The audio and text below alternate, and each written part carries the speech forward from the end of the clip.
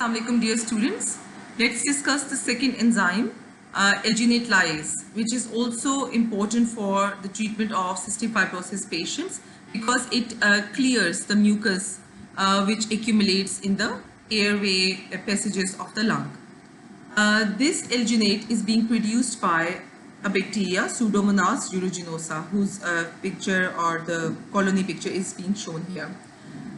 It contributes to the viscosity of the mucus by the synthesis of alginate. As a result, it forms a biofilm, as is evident from this cartoonic representation.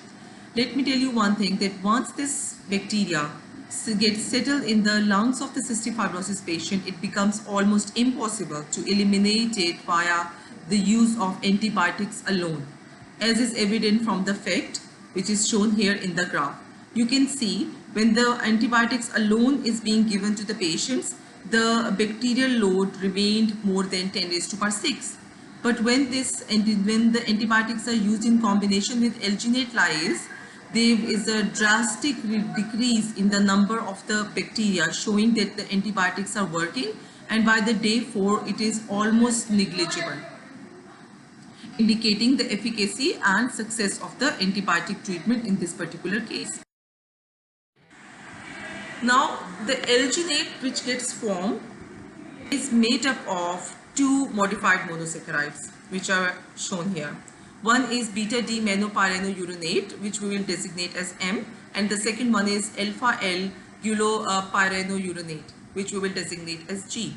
So these different combinations are present in different combinations, in different sequences for different types of alginates.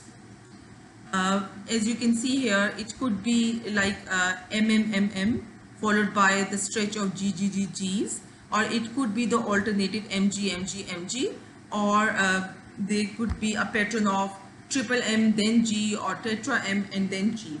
So these different sequences actually contribute to the viscosity, difference in the viscosity and the properties of the alginate.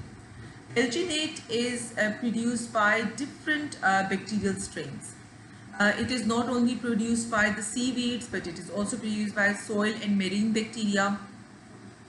So there are so many bacteria and seaweeds which generate alginate, and this alginate becomes even more structurally stronger when the calcium is present.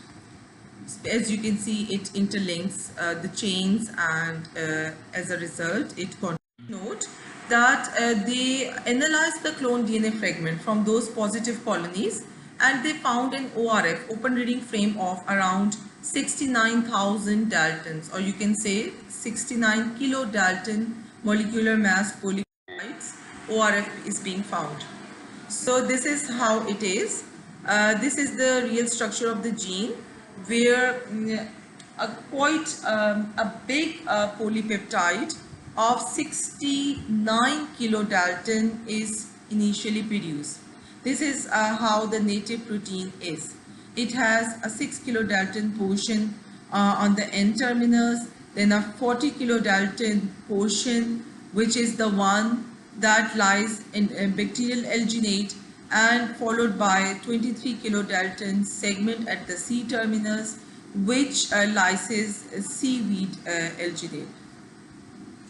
So this the whole gene is not necessary for the therapeutic purposes in human, because for human we only need that part of the protein or the gene which lies bacterial alginate, and it happens to be the 40 kilodalton portion. So that gene portion was taken up, as you can see here in the gene cassette. It is ligated with a leader peptide alpha amylase, which was under the influence of a promoter known as which came from the penicillinase gene. So this whole gene cassette was then introduced into the vector. So the lyase gene was amplified by PCR, then the amplicons were inserted in the bacillus subtilis plasmid vector that was fused with the leader peptide, as I have told you earlier. I have also told that the transcription control was via penicillase gene promoter. After the transformation of the host cell, which was Bacillus subtilis, with this construct, the colonies were yielded. And the colonies with the larger halos around them on the solid medium containing alginate, when the calcium is added, were picked up. Those transformants were grown in the liquid medium, and from there the recombinant alginase Lyase protein was downstream processed, because they secrete the Lyase protein into the cultural media, cultural broth. So those that the purified Lyase protein was then tested against the alginates. When they efficiently degraded it, only then they were being considered for the further downstream processing, and they were subjected to the quality control stuff or not. With this, the scientists were able to synthesize this non-human Lyase gene for human therapeutic uses.